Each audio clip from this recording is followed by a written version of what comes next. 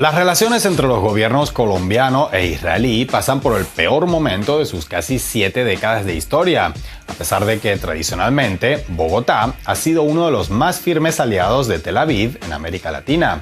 aunque ahora mismo cueste un poco creerlo. El gobierno de unidad de Netanyahu y los opositores que, hasta antes de ayer, como quien dice, lo denunciaban por querer instaurar una dictadura, anunció que dejarán de suministrar material de seguridad a Colombia y el Ejecutivo colombiano afirma que si la crisis escala y se ve en la disyuntiva de cortar relaciones diplomáticas, lo hará. El origen de la actual disputa hay que buscarlo en unas declaraciones de Gustavo Petro en las que calificó algunos anuncios y acciones del Estado de Israel contra Gaza como palabras y prácticas propias del nazismo.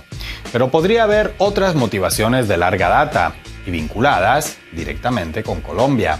El punto álgido del choque se produjo durante el intercambio que el presidente colombiano mantuvo en redes sociales con el embajador israelí en su país. El diplomático al servicio de Tel Aviv afeó a Petro que este hubiera equiparado el discurso de los nazis hacia los judíos con las declaraciones del ministro de Defensa israelí, quien anunció el corte de agua, electricidad y otros servicios básicos a los gazaríes, a los que tildó de animales humanos. Queriendo resultar sarcástico, Gali Dagan dijo en una entrevista radiofónica que invitaba al mandatario a viajar a Israel para conocer su Museo de la Memoria dedicado al Holocausto y aprovechar también para, cito textualmente, hacer una paradita en Polonia y visitar los campos de exterminio de Auschwitz y Majdanek. Sin embargo, ese intento, como diría el académico judío antisionista Norman Finkelstein, de jugar la carta del Holocausto, se le devolvió como un boomerang al diplomático israelí cuando Gustavo Petro le respondió por Twitter, retrucando que ya había estado en Auschwitz y lo que vio entonces allí lo ve hoy calcado en Gaza.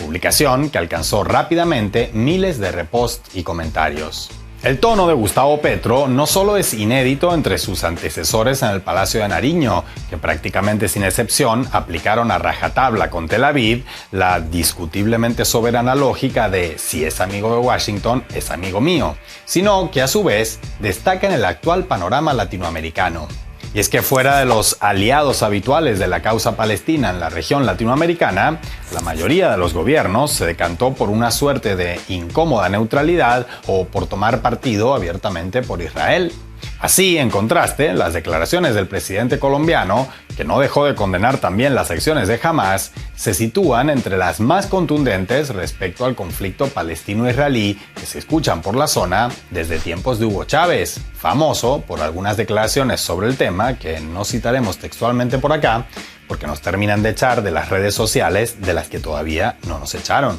La actual postura de Gustavo Petro podría tener además raíces históricas, pero no solo relativas al drama palestino, sino también al drama colombiano. Y es que aunque no es un tema muy conocido fuera de Colombia, y con el paso de los años lo es cada vez menos dentro, en su momento hubo un cierto vínculo entre militares del Estado de Israel y el surgimiento del paramilitarismo en territorio colombiano. A finales de la década de 1980, instructores militares israelíes formaron a integrantes de bandas narcos y de las llamadas Autodefensas Unidas de Colombia y otras similares, que protagonizarían los actos más sangrientos de un conflicto ya de por sí sangriento en los años que siguieron a ese periodo de instrucción llegado desde Israel. Aunque de Yair Klein, el militar israelí al frente de aquel contingente que dio formación al germen de los grupos paramilitares colombianos, se dijo desde Tel Aviv que no tenía para entonces ningún cargo en las fuerzas de defensa de Israel,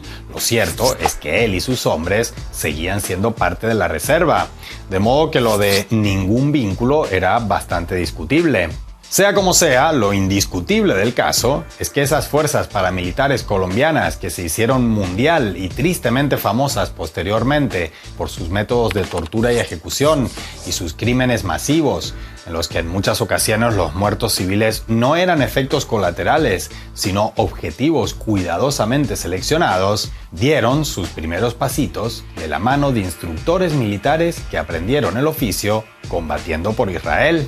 Y aunque no tenemos certeza de si esta parte de la dramática historia reciente de Colombia ha tenido mucho, algún o ningún peso en la postura que muestra Gustavo Petro hasta los momentos respecto al drama histórico de Palestina, no solo no está de más recordarlo ahora, sino que es más necesario que nunca.